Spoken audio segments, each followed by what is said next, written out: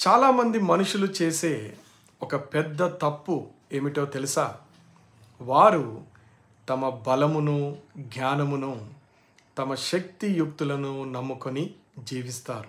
అనగా తమను తామే సంపూర్ణంగా నమ్ముకొని తాము సమస్తము చేయగలమని, తమకు ఎదురు ఏదీ లేదని, రాదని, తమంతట గొప్పవారు ఈ లోకములో ఎవరు ఉండరని ఇలా అనేకమైన ఆలోచనలతో జీవిస్తూ ఒకానొక దినమున తమ శరీరములు పాడైపోయినప్పుడు, రోగములు దాడి చేసినప్పుడు, సమస్యలు బహుగా పెరిగినప్పుడు ఏమి చేయాలో తెలియక తమ మీదున్న విశ్వాసాన్ని మొత్తము పోగొట్టుకొని ఏడుస్తూ బాధపడుతూ ఉంటారు.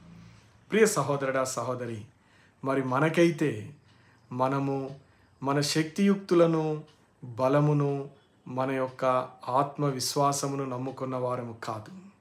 మనము నమ్ముకున్నది ప్రభువైన యేసు క్రీస్తు వారిని. మన నమ్మకము ప్రభువైన యేసు క్రీస్తు వారు. ఆయన బలము, ఆయన శక్తి ఎంతో గొప్పది. ఆయన ఆలోచనలు గంభీరమైనవి. ఆయన ప్రణాళికలు శ్రేష్టమైనవి. ఆయన ఆలోచనలు భూమి కంటే ఆకాశము ఎంత ఎత్తుగా ఉన్నదో అంత ఎత్తుగా ఆలోచన చేసే దేవుడు.